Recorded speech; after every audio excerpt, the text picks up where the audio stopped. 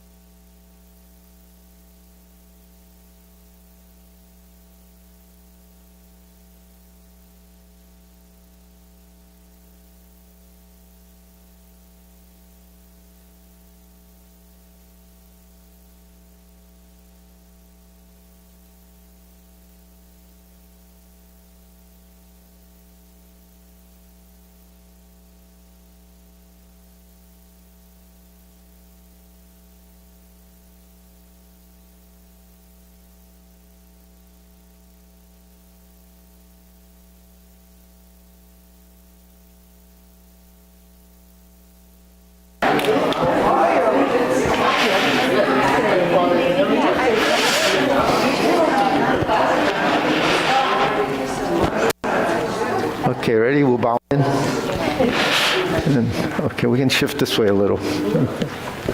This, yeah, this. Okay, ready? 3 times. 1, 2, 3, and salute. Okay. All right, ready? First exercise, feet shoulder width, hands up. Turning 1, 2, 3. 1, 2, 3. 1, 2, 3. 1, 2, 3. 1, 2, 3. 1, 2, 3. 1, 2, 3. 1, 2, 3. 1, 2, 3. 1, 2, 3. 1, 2, and stop. To the side. 1, 2, 3. 1, 2, 3. 1, 2, 3. 1, 2, 3. 1, 2, 3. 1, 2, 3. 1, 2, and stop. Okay, hands up. Reach down. 1, 2, 3. To your right. To your left. Center. Inhale. Exhale. Hands up. Reach down. 1, 2, 3. To your right. To your left. Center. Inhale. Exhale. Okay, one more time. Hands up. Reach down. 1, 2, 3. To your right.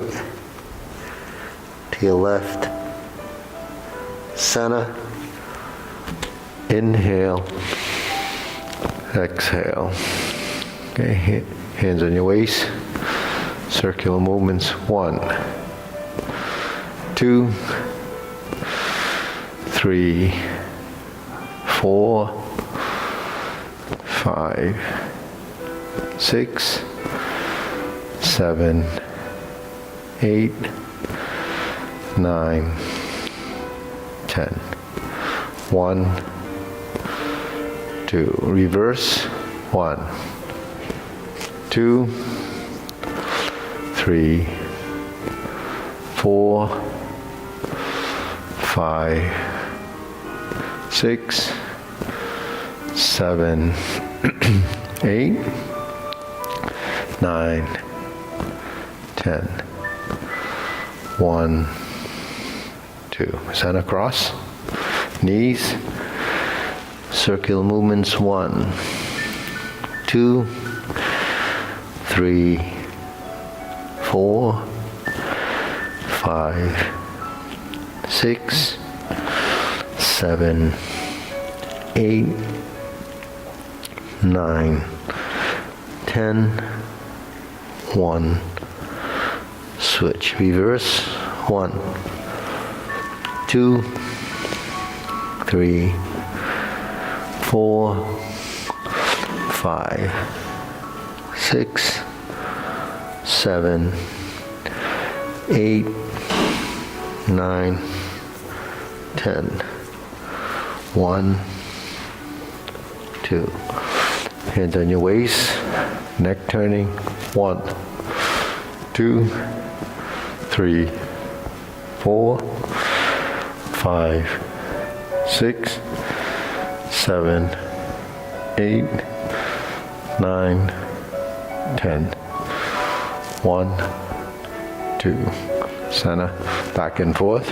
1, 2, 3, 4, 5, 6, 7, 8, 9, 10.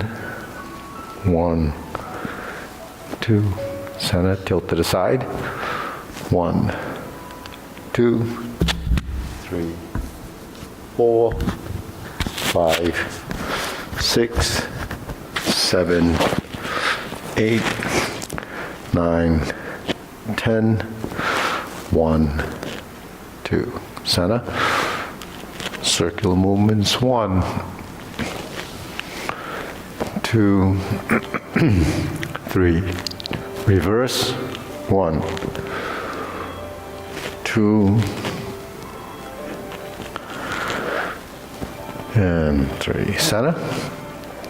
Hands up. Inhale.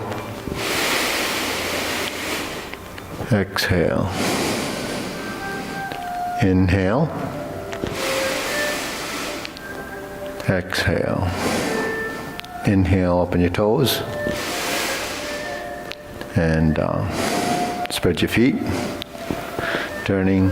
1, 2, 3, 4, 5, 6, 7, 8, 9, 10.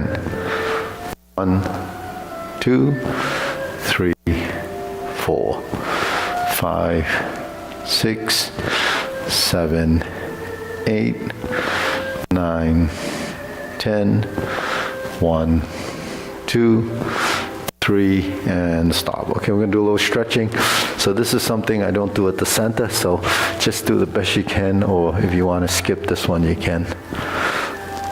We just don't have to go too deep.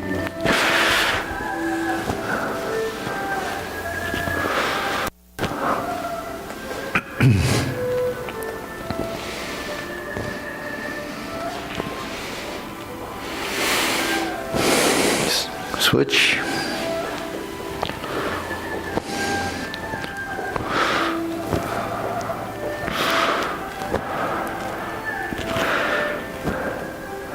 Get front and center.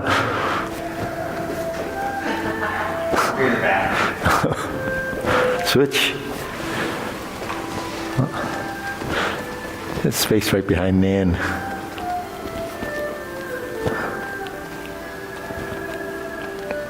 Switch, straighten the front knee.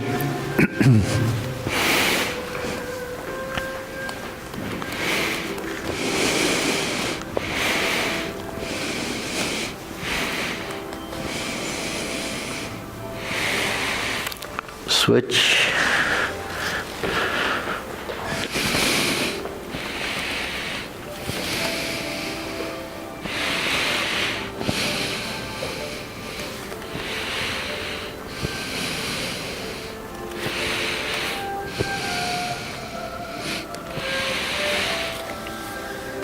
Switch.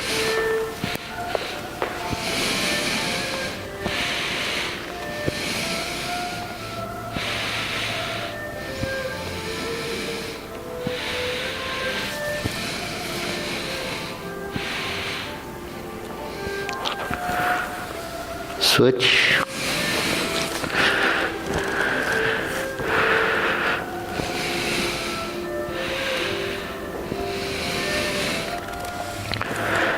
Center.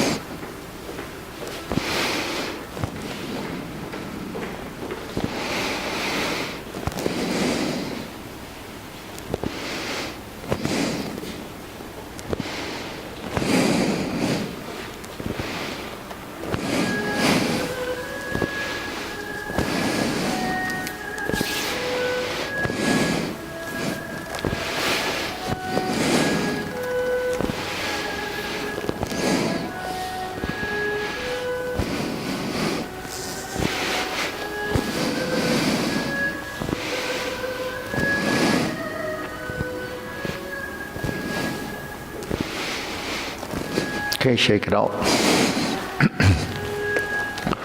Okay, hands up. Deep breathing. Inhale. Exhale. Inhale. Exhale. Inhale. Exhale. Okay, hands your waist, shoulder roll. So Peter, if that flag's in your way, you can shift this way a little bit.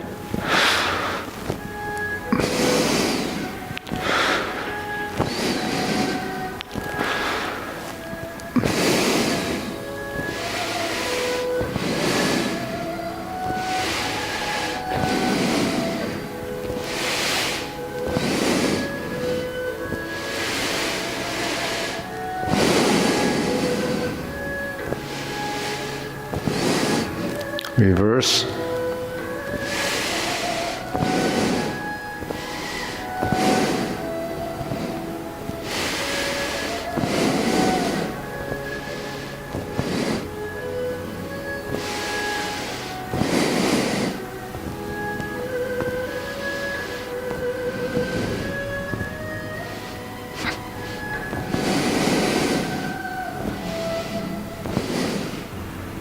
And center. Okay, press, release, exhale, inhale.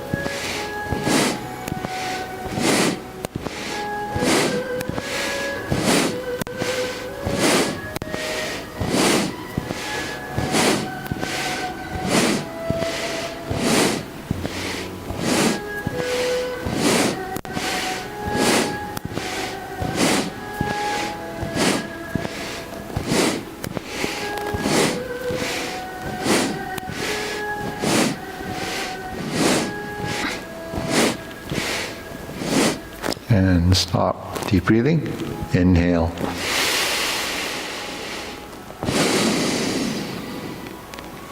Inhale. Exhale. Inhale. Exhale. Okay, wrists.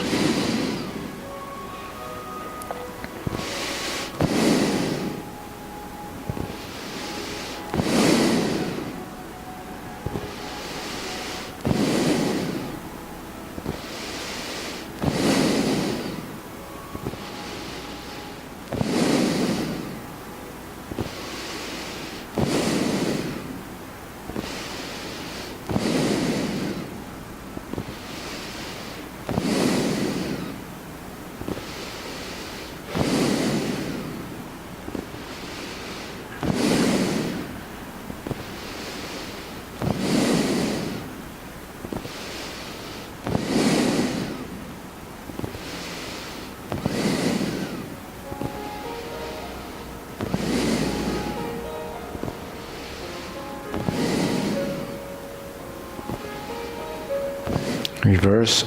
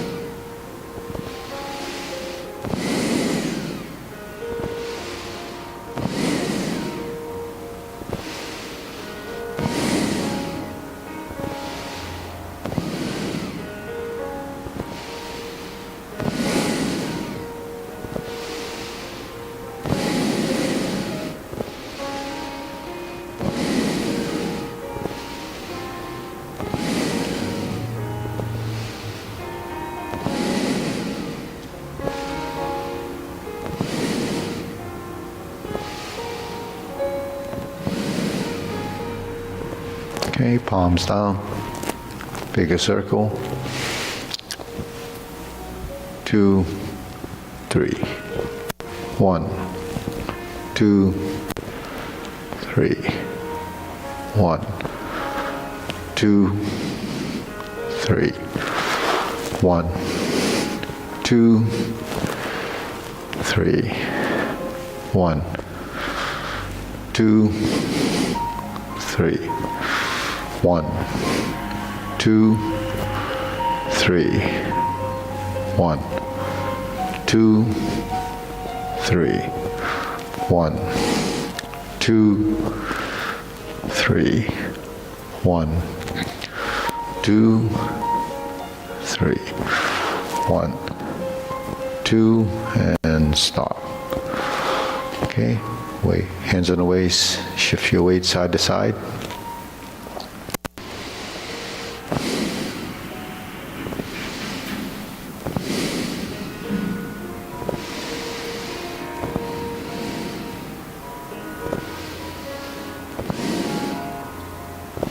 Okay, balance and lift.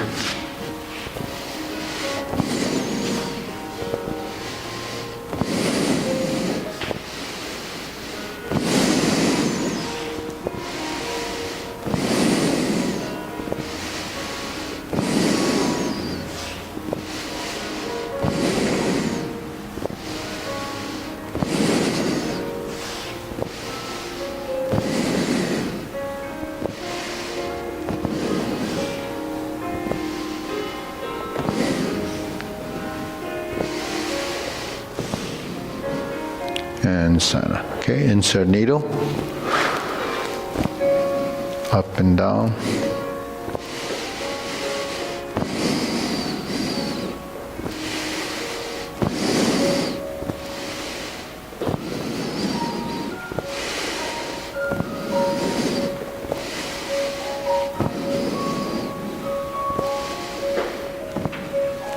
Switch.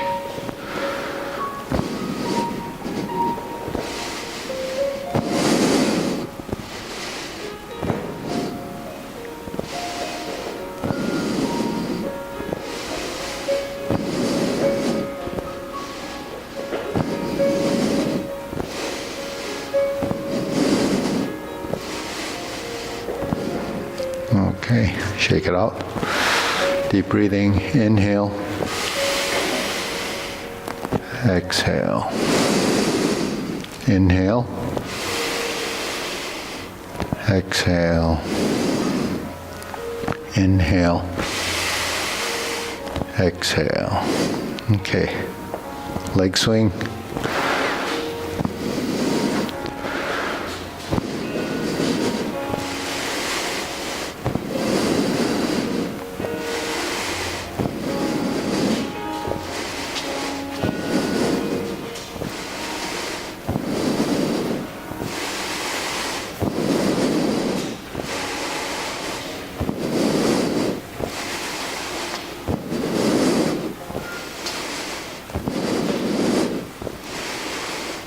Switch.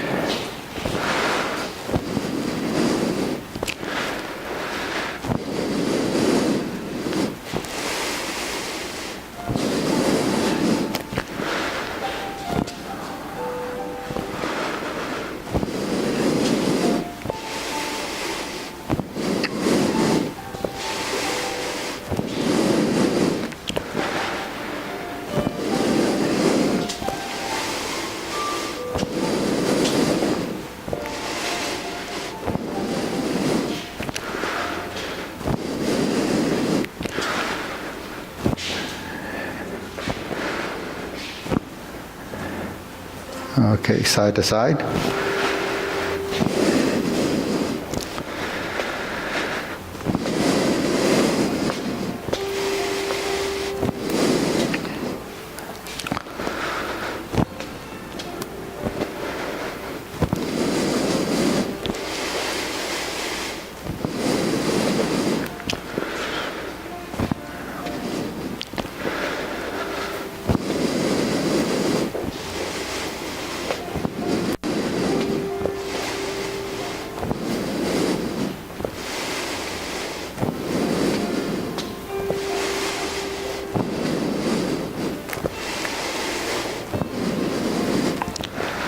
Okay, Sana, switch.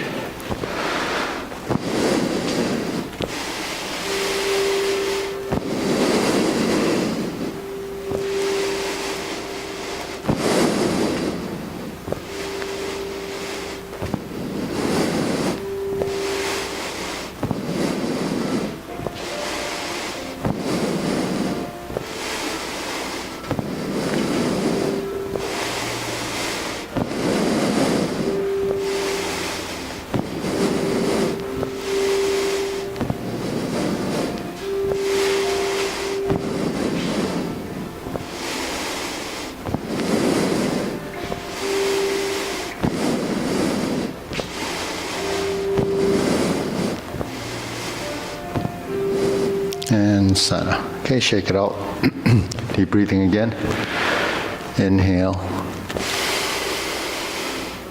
Exhale. Inhale. Exhale. Inhale. Exhale. Okay, silk grilling. Hold the ball and forward.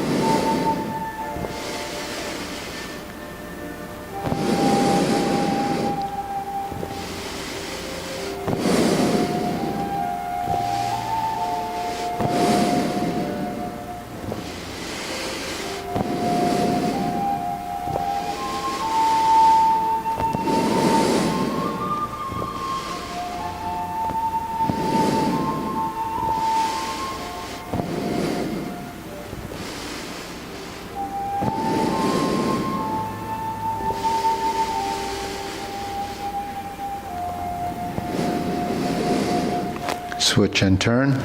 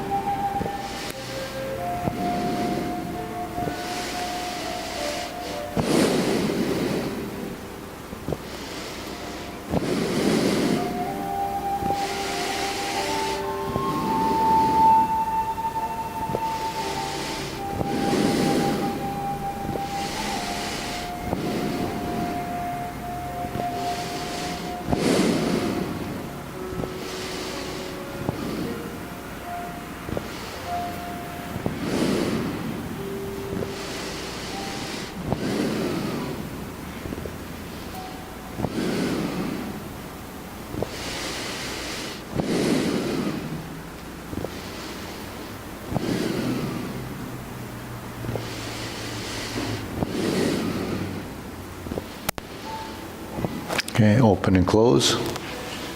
Right side.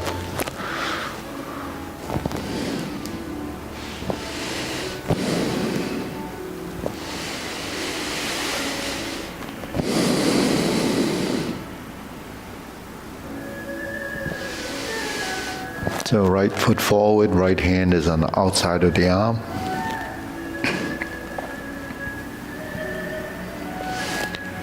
So we cross the arms, have the right hand on the outside.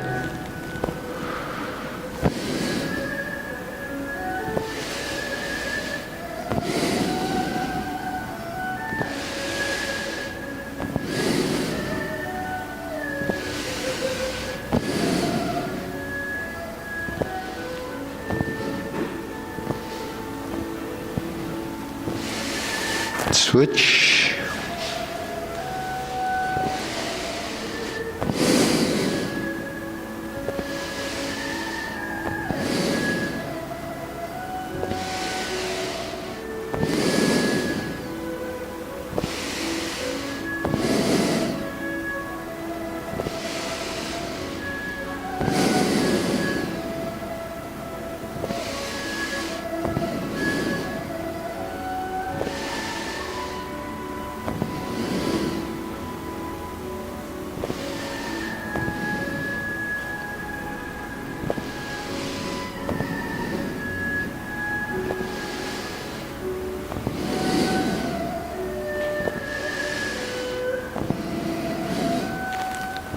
Okay, center. Feet parallel, circular movements.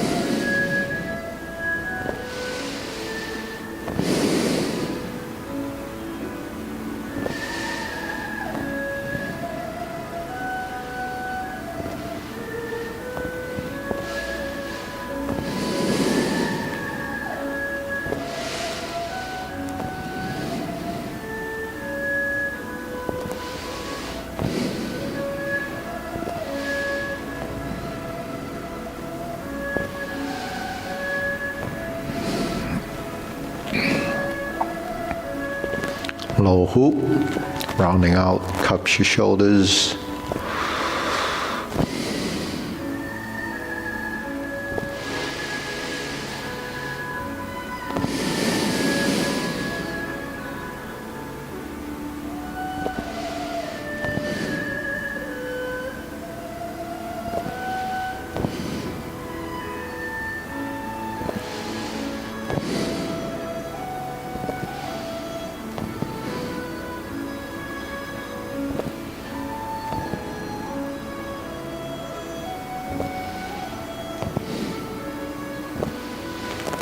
Lifting up, shoulder height.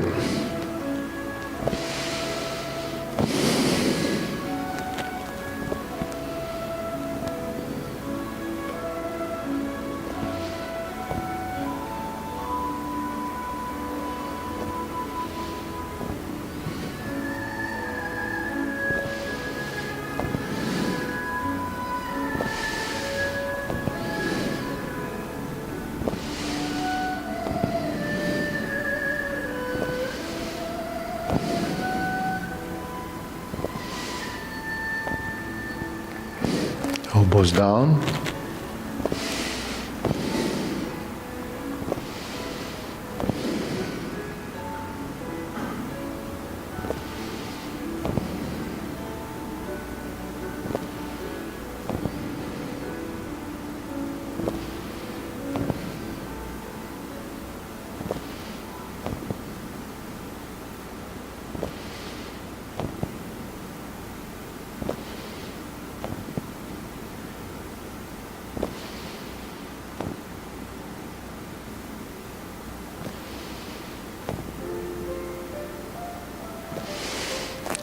Lower, palms down.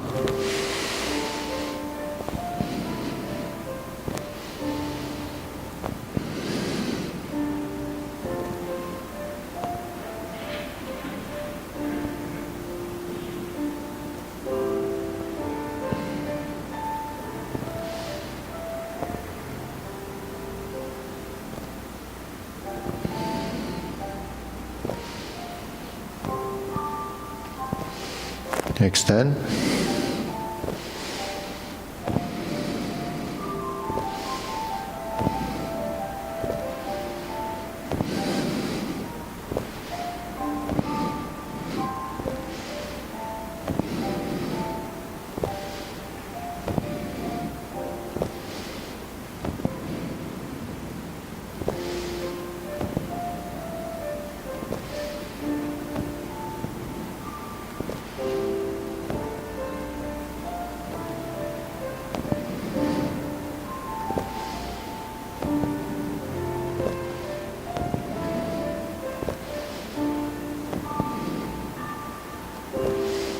Deep breathing, inhale.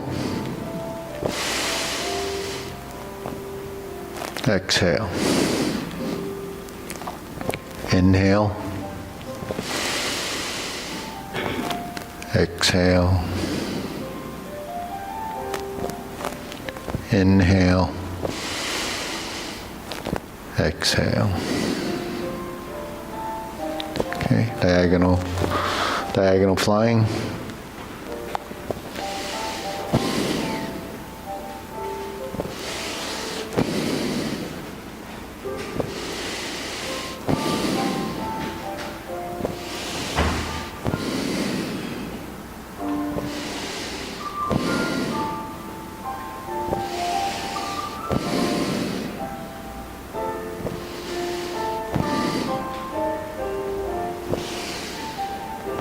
Switch.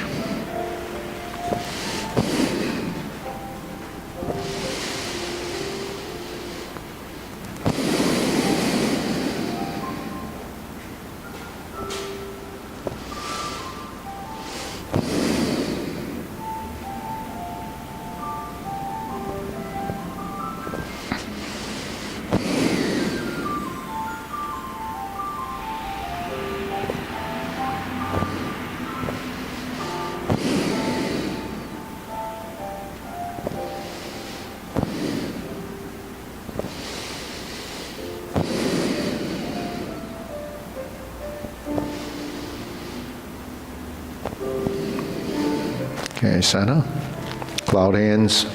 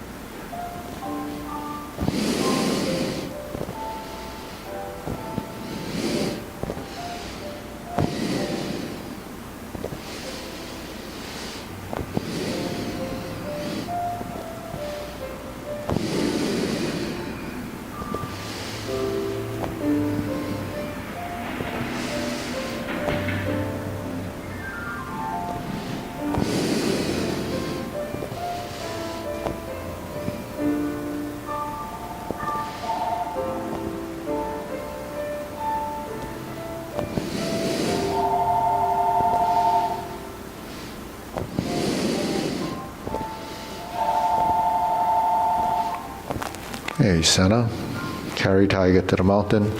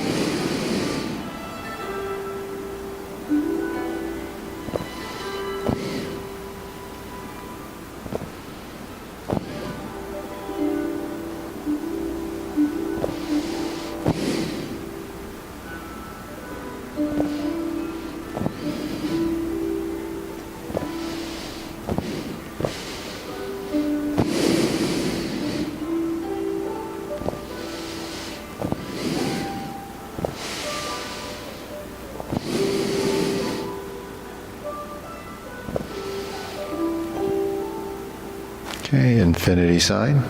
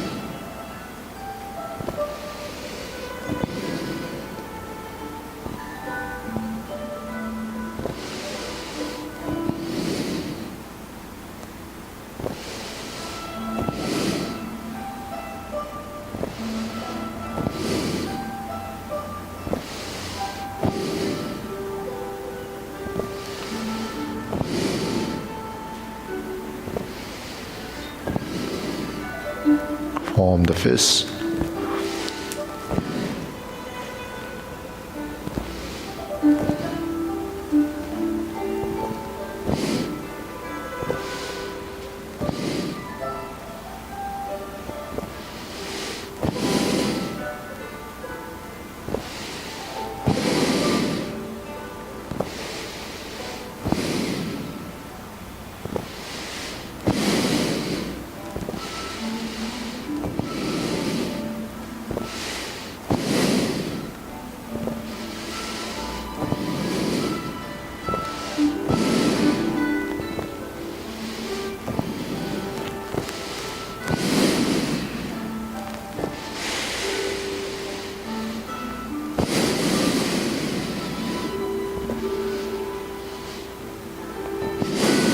Okay, palms together, strum the lute.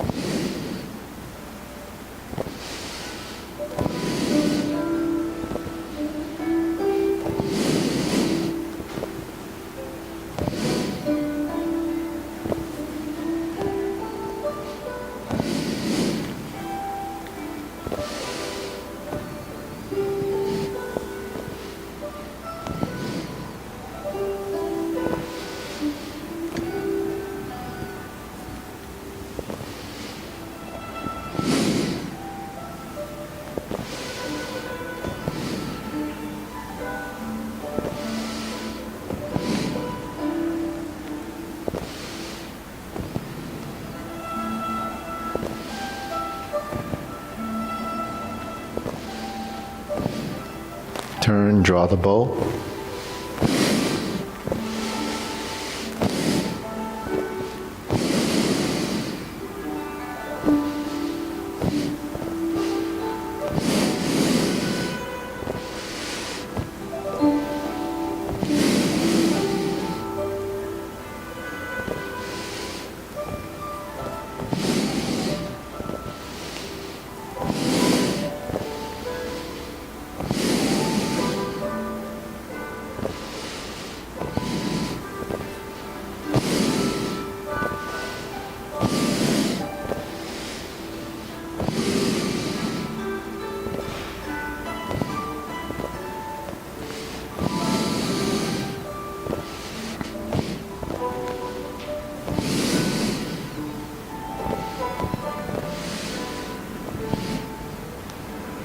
Okay, fan to the back.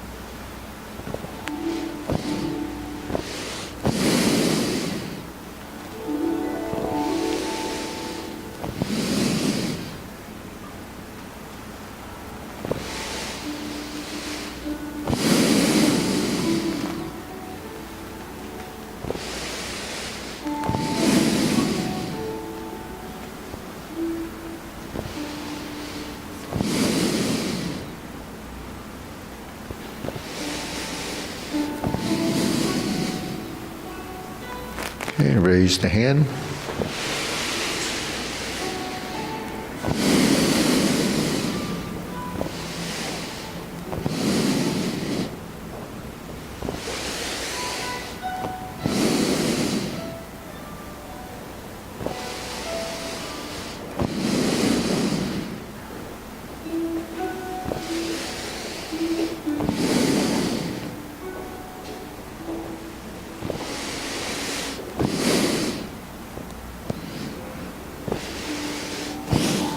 Got done early.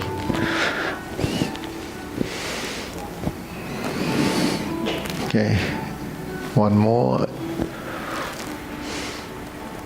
And okay, deep breathing, inhale.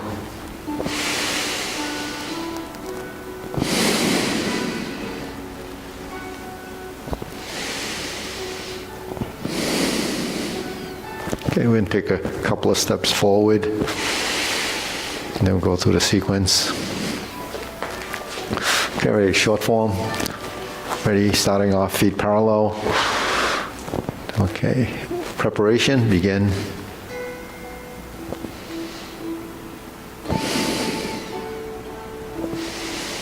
Left side forward. Press forward, sit back, turn the corner. Flip the arms, step up right side. Grasp the sparrow's tail.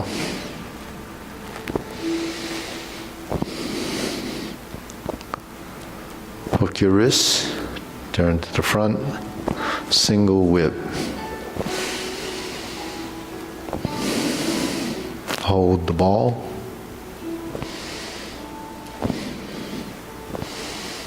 Shift. Press forward, step up. Again, raise the hand, bend from the waist, stork flaps wings. Toe heel pivot. Right side, grasp, pot the whole, brush knee, getting mixed up here.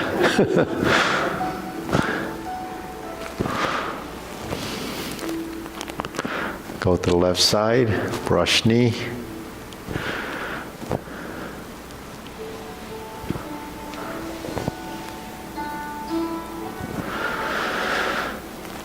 Fourth brush knee.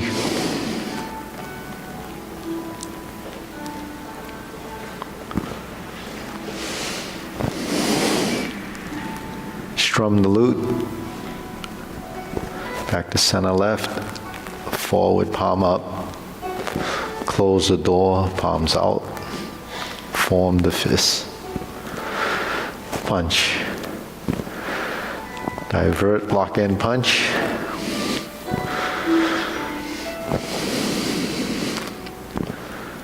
Cross the arms, leopard and tiger springs to mountain. Neutral position, left. Okay. Fist under elbow. 3, repulse the monkeys, left side first.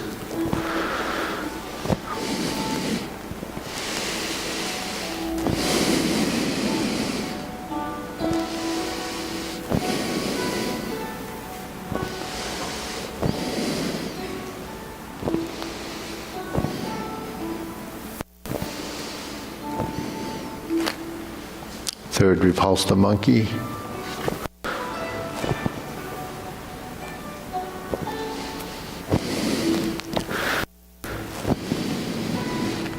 Hold the ball. Step up, diagonal flying. Sit back, insert the needle.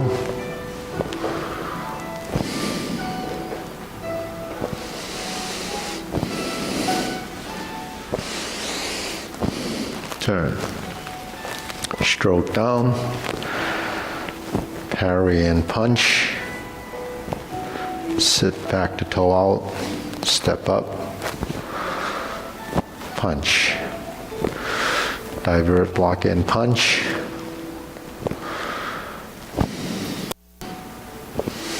Leopard and tiger springs to mountain.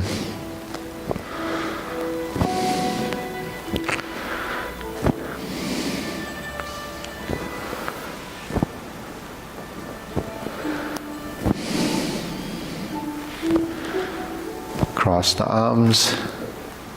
Raise the hand. Bend from the waist. Stork flaps wings. Toe heel pivot. Left side grasp the sparrow's tail.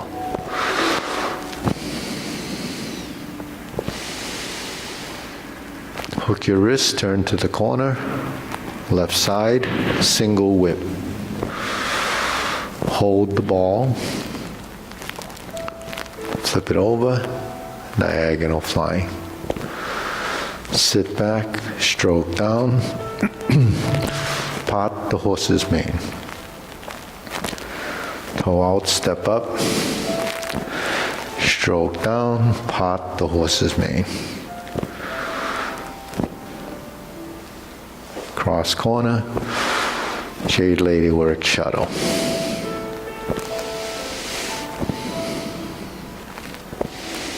Cross over, forward, back, and forward. Drop your elbow, hook your wrist, turn to the front.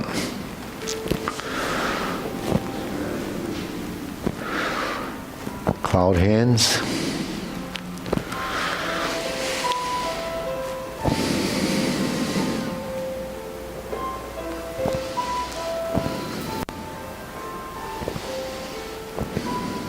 Single whip.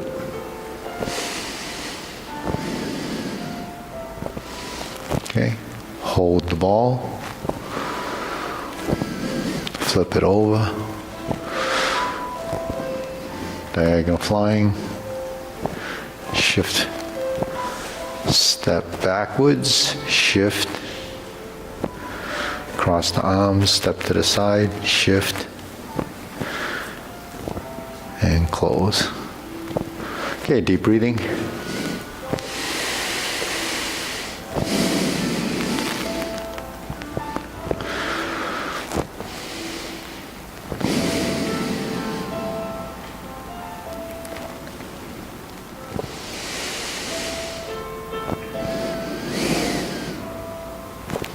We try it again. Okay. Sequential warm up. That was the first one. Okay, ready? This is.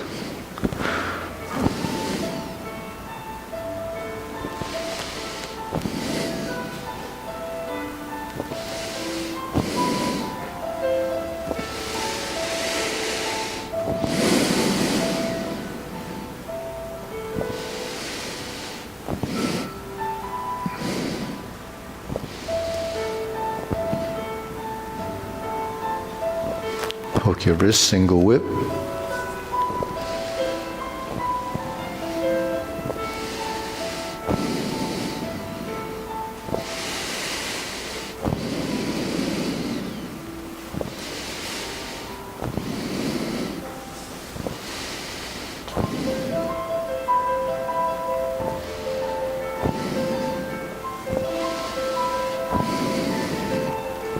Stork flaps wings. Toe heel pivot. Brush knee 4 times.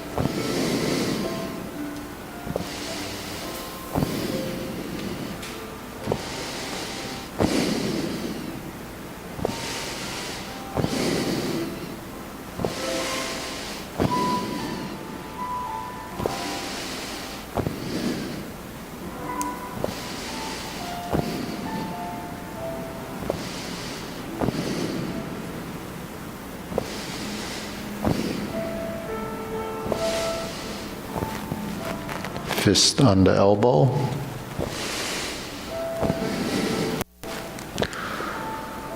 Repulse the monkey.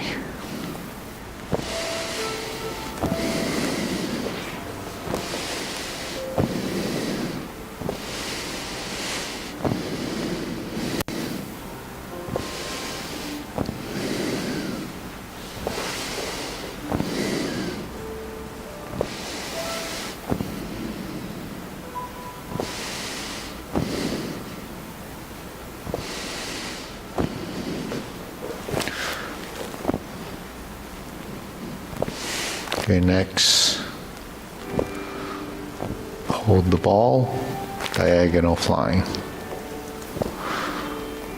Sit back to insert the needle.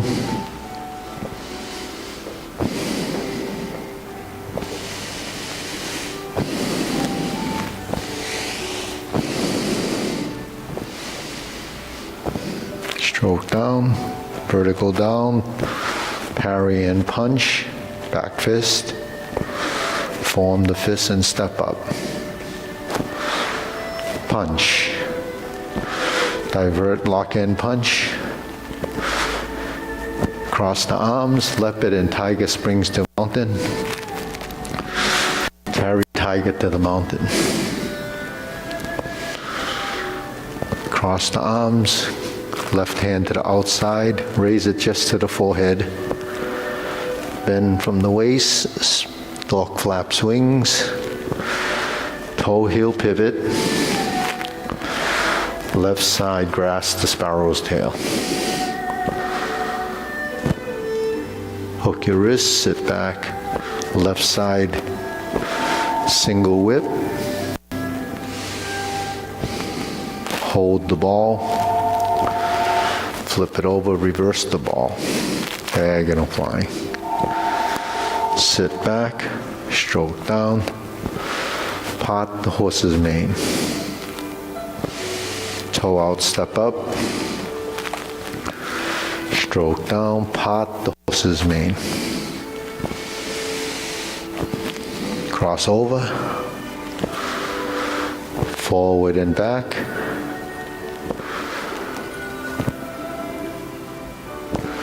Sit back, cross over, shift your weight, pass through, forward and back.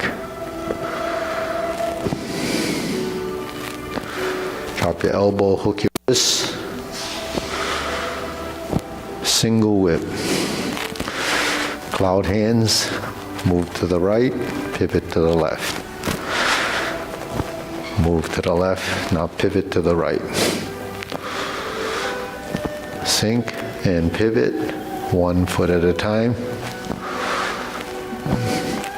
Hook your wrist, step out, 1, 2. Hold the ball, flip it over, diagonal flying.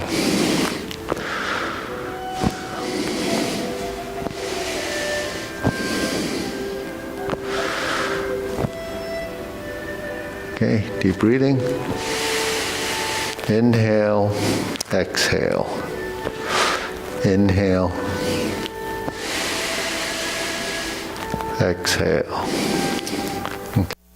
So last week we spent a bit of time on brush knee and stork flap swings, how we transition through it and sort of the, phases within the brush knee movements. So the concept is, when we first learn Tai Chi, we just memorize a sequence because that's all we think it is. It's just a sequence and we copy it just like a dance routine that's choreographed. But that actual form is actually for training. It's for developing your transitions, how do you shift your weight, how do you create all the sort of geometric shapes and patterns and how you link it together. So the important thing is to identify the postures. We've all done that. String it together. We've all done that. But what do you do once you've done that? Right? You have to figure out, is my body doing the things that's essential? So footwork is essential. hand-eye coordination is essential, and then integration of body is essential. So hand-eye coordination, we talk about the 5 coordinations, we've heard that before. The hands, the eyes, the body, the waist, and the stance. Okay, so each one of those is, it's a principle that evolves. So the hand-eye coordination is where the eyes go, not watching the next person. That's what you do when you're first learning it. And you're watching because we're mirroring what each and every person is doing. But yeah, I should be focused on what you're doing, and that's following the hands. But gazing, not actually staring and seeing, anything that's really defined. It's just moving in space. Then the body, is the body form the postures. So the posture is the final position of every single posture. The transitions are what happens within the posture. Then you have the waist. So the waist is actually this area from your sternum down to maybe your lower back area. And we turn.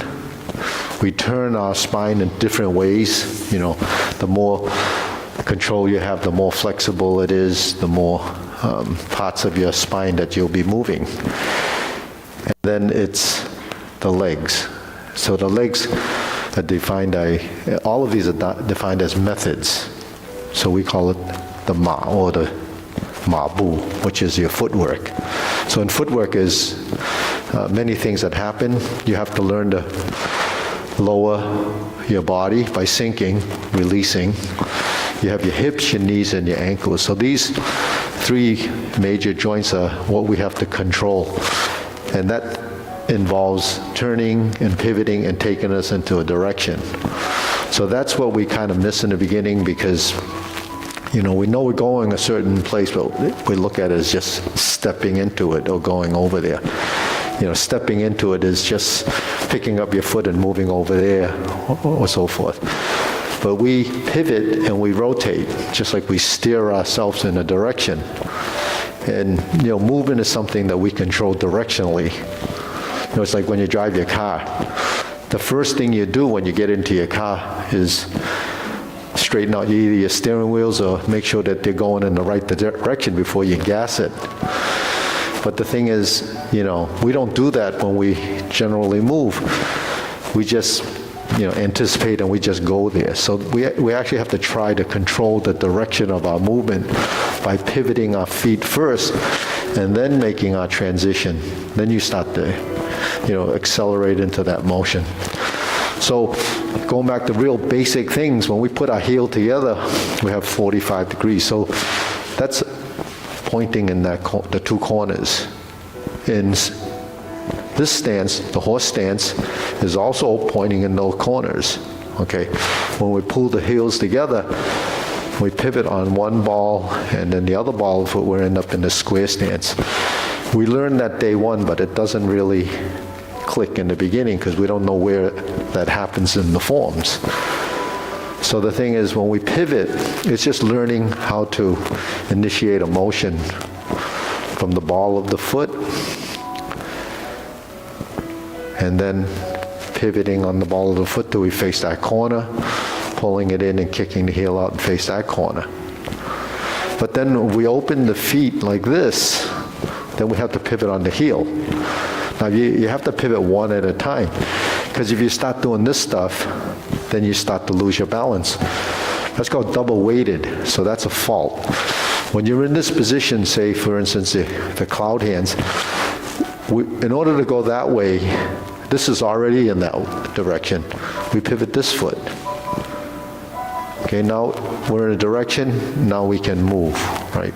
Now we can, move toward that direction or just step up. Now we want to go back in this direction. I can't pivot on the ball of the foot because I'm going to hit my other foot, so I have to pivot on the heel. That opens your stance.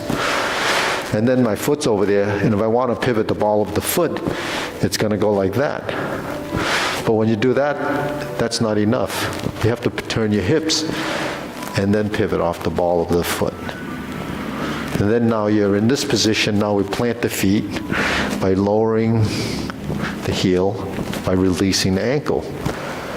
Now we're facing there. Now to get into this corner, we pivot off the ball, heel of the foot, until we start to transfer the weight. So we don't do this. That's moving before you even pivot. So we have to pivot first and then start to transition across. Now the transition across happens in the ankles, the knees, and the hips. If they're not involved, then you're not going to make a transition. You're just going to kind of go over there. So that's not enough. Once you get to this position, you pivot and you shift and you toe down and the heel goes down, then you pivot again. You shift your weight and then you turn your hips and then you step out. The toe goes down and the heel goes down as a function of the knee. See, you understand that concept? When the knee sinks, the rear ankle starts to relax. Once it's relaxed and touches down, your body weight is still here. You have to sustain it here to open. Now that becomes an opening of the hip until you start to transition across with the same joints. So one side is yielding to the other, right? So that's how we have to understand the footwork in cloud hands. Now we're in this shoulder width stance and we're in stork flap swings and we want to make a 90-degree turn. We've done this drill before, right? So now it shows up in the form to go from stork flap swings to brush knee. So first we have to shift the weight that's unweighting, then we turn. Now initially when you first learn it, and I pointed out as a toe heel pivot, you pivot on the ball of the foot, and you pivot on the heel of the other foot. But if your knees are bent and you shift, now you turn your shoulders, and then the heel will spin on its own. You shift your weight and you turn your shoulders, and the front foot will pivot on the heel. That becomes an integrated motion. It also becomes a passive-active motion. Passive being the fact that when we're here and I shift, that's a passive movement is a function of. If I'm turning my torso and it's be connected to the toe of this back foot, then it will automatically spin. Now if I fill the back leg, it no longer can shift. Then I can pivot by squaring my hip as well as turn my shoulders. So that's the leg work for those two movements. And if we understand that and do it frequently, then it becomes, a second nature. You can do it automatically, not even to think about it. So you end up just passing through and you don't think about it because it becomes part of the subconscious movement. But that's how we control and avoid double weightedness and take us into a direction. But the important thing is, it's a control factor where you're controlling what part moves and what doesn't move, what part drives the opposite side, and you create the direction of movement. So if you're doing this for mobility, if you're doing this to control center of mass, you're doing this for balance and so forth, you can't control that until you start to control your lower half. Your lower half is your base, and without control of your legs, the upper part of your body isn't as connected. And if you actually notice, when I turn my body, I actually involve the torso, which is actually your waist. So that's why it's so important to understand, how we should pivot. Now that's, those two posture transitions. When we're in this direction and we pivot 180 degrees, that's your U-turn 180 degrees. So you have to pivot the front foot beyond 90 into 45 degrees. So both, you're kind of pigeon-toed. Then you shift your weight, and then you unwind like this. So your hips in the lower half become much more aware. And each and every time when you get into a position, you have to shift your weight and then sink in that stance as a directional, change that has up and down, right and left, and verticalness. So that's how we make that turn. That happens here with brush knee. If we're in the brush knee position, okay, and we turn and do a brush knee right side push, and we sit back and turn, and then switch the hands. Turn to the left and do a brush knee push on the right, or left push brush knee, and then we turn again and then do a right side brush knee. That's a 180-degree turn with a brush knee hand movement, upper body, right? Okay, so that's what happens when we do the obliques. And the obliques in the long form is the diagonal line, but it doesn't matter whether it's on the diagonal, on the 90, or in that direction. It's the same two pieces that go together. So those are the obliques. But the accuracy of the movement comes from when we start to integrate the hands. That could be with grasp the sparrow's tail as well. And we turn, but then it becomes brush knee and push. So that's the oblique brush knee and push. So brush knee hand movements happen in the oblique. It also happens on the right and left side. As we make a forward direction change, we step through.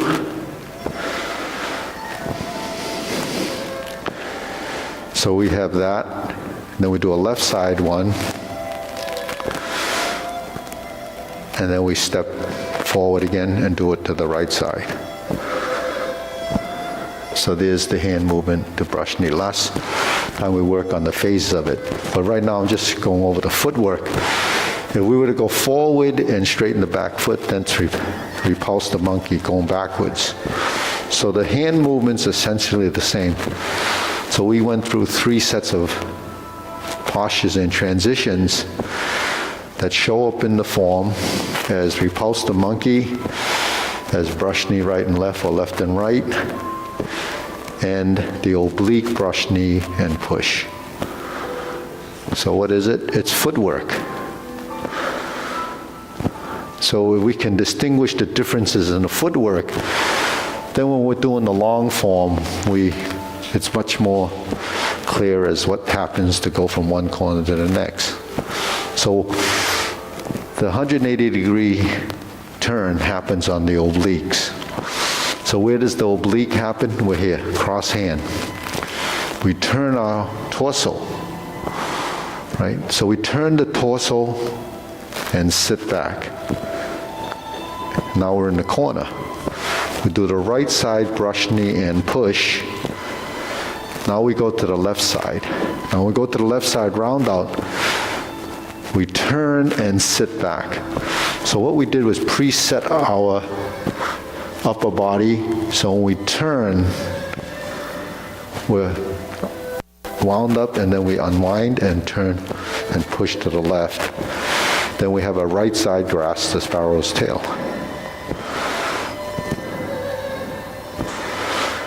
If we were to turn back to that corner we just worked off of, we would go to the right side, brush knee and push. So as a drill, you'll know the one that we do the 180-degree turn. That's all this is a brush knee push. Now when we do grasp the sparrow's tail on the right side, to get the oblique grasp the sparrow's tail, we have to sit back and turn the front foot 45 degrees on the heel that faces the street side. And then we bring the foot in and open the stance on the diagonal till we have the oblique single whip. So that's how we get into that corner. Then we shift the weight and then we pivot on the ball of the foot and the heel. So we're steering ourselves around to the opposite mirror. And we might have to swing the foot around a little, but swinging that foot around a little is actually squaring your hips. So if you square your hip, you won't have to lift your leg and bring it across. It becomes a function of that. So you just turn the hips. If this foot is in the right position, then you just have to turn the hips. And then fist on the elbow happens here. Okay, and then repulsive monkey. So that's the obliques that happen in the long form. And that's, one of the things that's important. When we're in, say, the right side diagonal flying, right side vertical, and typically we would do the diagonal flying in the short form. In the long form, we have this twist step. So the right side vertical, we go to lower hoop, and we turn. Now carry tiger to the mountain is this, as a hand movement, but the difference is the leg movement. So we lift up, shift the weight over to the front leg, and then stand up and bring the foot around, and then step down. Then open the heel, open the toe by pivoting on the heel, and we hold the ball by spiraling down. Then we shift the weight, and this repeats. Step up and raise the hand. Shift and raise the hand. Bend from the waist, stork flaps wings, and this leads to brush knee push. In the typical part of the form in the beginning, we did 2 brush knee. In this piece, we just do 1 brush knee and insert needle. Okay, so that's the piece that's connecting right after the repulsive monkey. So the twist step, lower the hoop, and you turn till you're in this cross-legged stance. And you have to shift your weight till you're over this foot and lift your hands to the upper position, and then stand, open, and then squat down into this horse stance position, and we bring the hand in just like holding the ball before, and here. So typically holding the ball would come from single whip, but because we're here we have this additional arc, so it becomes like an S curve, right? So here, 1, 2, 3. So we have to drop the elbows. So in carry tiger to the mountain, we're already doing that. In this position, we have this. And then we're here. Then we step up, raise the hand, bend from the waist, stork flaps wings. Here's your toe heel pivot. Brush knee and push. And insert needle. The fan to the back. Turn.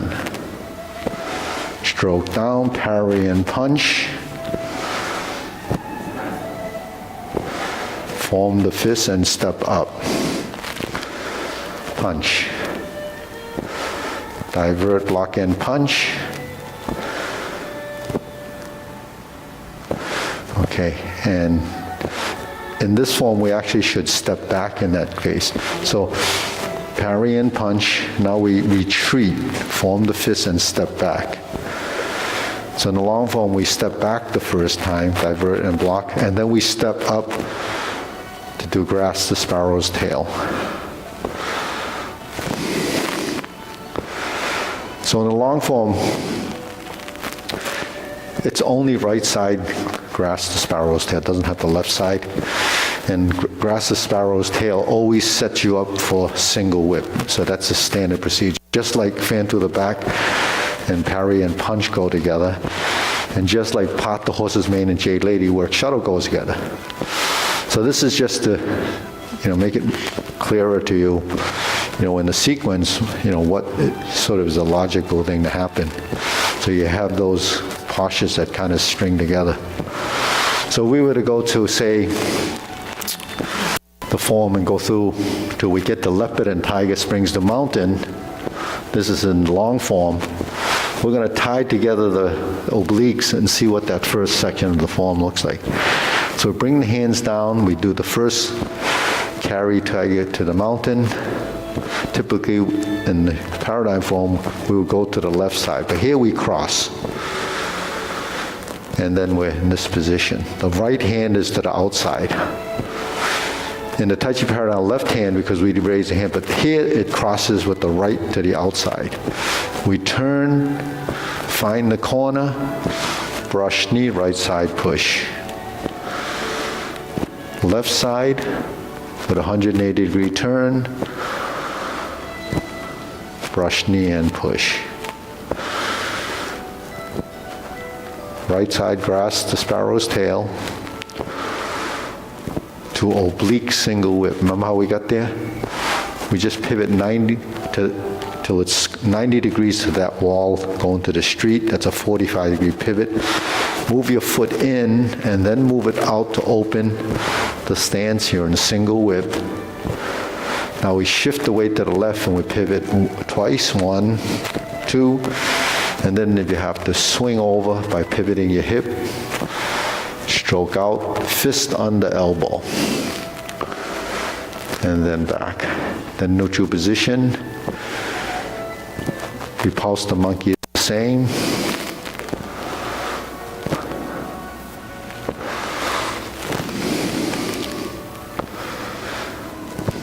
It's 3, repulse the monkey.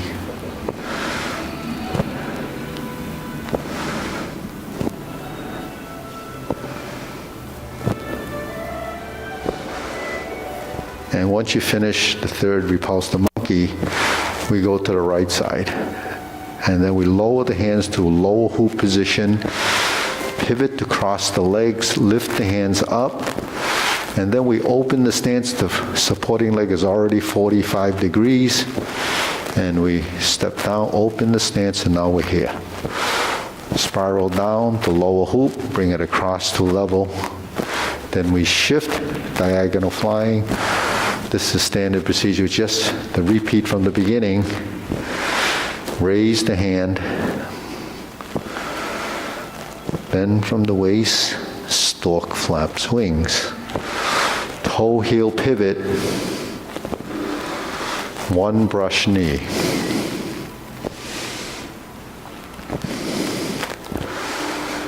One insert needle. Fan to the back. So insert needle, fan to the back go together. Fan to the back and parry and punch go together. So those 3 postures string together. Now we have to step backwards, retreat, form the fist, pivot the back foot, and step backwards. Go out, go in, and punch. Then you step up, grasp the sparrow's tail. You hook your wrist, turn to the front, and you have your first set of cloud hands. So that's how we get to there. So that's the whole big piece that's in the form. That's the first section of the form. But once you know that section, later on it just repeats. So the form essentially happens twice. So it's the obliques, and it's that add-on piece for carry tiger to the mountain to insert needle. So the footwork in there needs to, be refined. Then we go to the kicks. All right, deep breathing.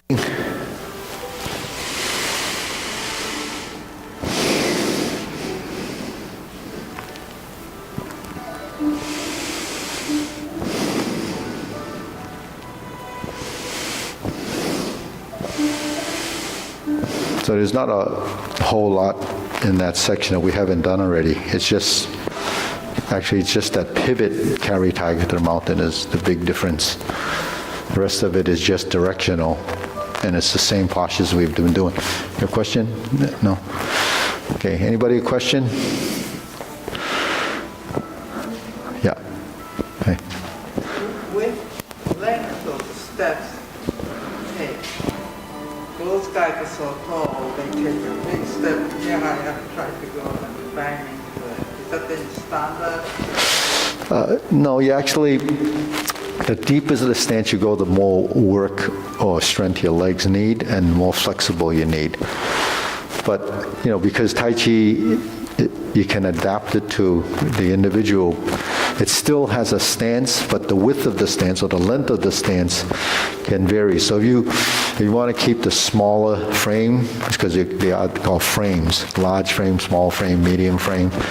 So the size of the work or working the legs is really, what you're comfortable with, and you don't want to overdo the legs and then create imbalance and then sort of feel awkward when you're doing it. So do it the most natural way, so it's the width that you feel most comfortable with.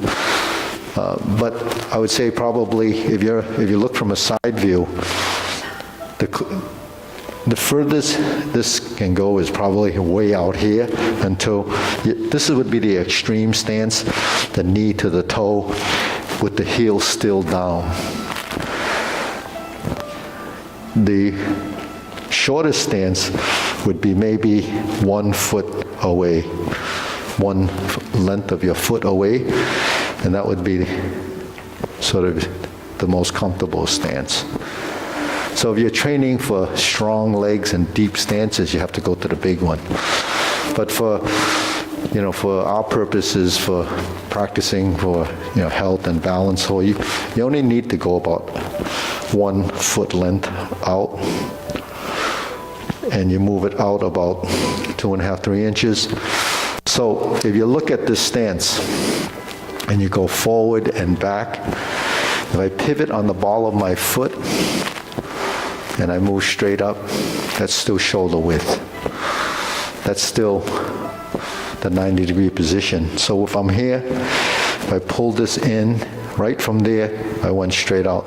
That's the position there. And keeping it this width is all you need. Now, going backwards, you don't reach beyond what you've just set up. So this is part of your muscle memory. So whatever way you're doing it, stay consistent with it. The only big stance is downward posture. It has to be wide enough for you to be able to bend your knees. And the horse stance. So what the horse stance, if this is a narrow stance, then if you pivot once and twice, that would be a narrow horse stance. If you pivot again, then it goes to a wider stance. So how you pivot determines the width of your stance. So, but regardless of how long and how big the stance is, you still have to pivot, you still have to shift weight.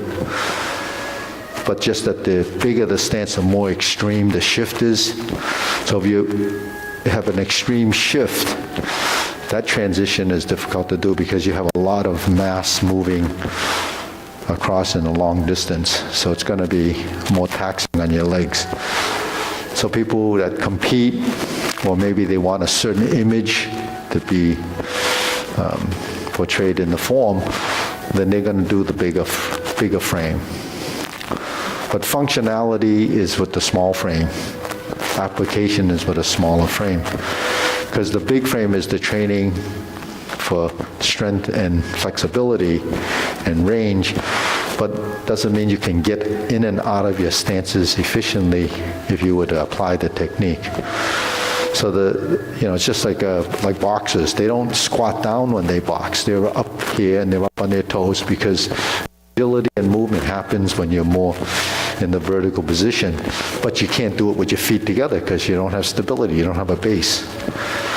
So it's all tied to what you plan to do with what your movements are for. So it's a function of that. And then obviously there's some, physical characteristics or, things that have to come into play. So just have to keep that in mind. Do what's most, that works for you and most natural. It doesn't have to be this giant step. Anything else? Okay, ready? Wu Bao. Hup.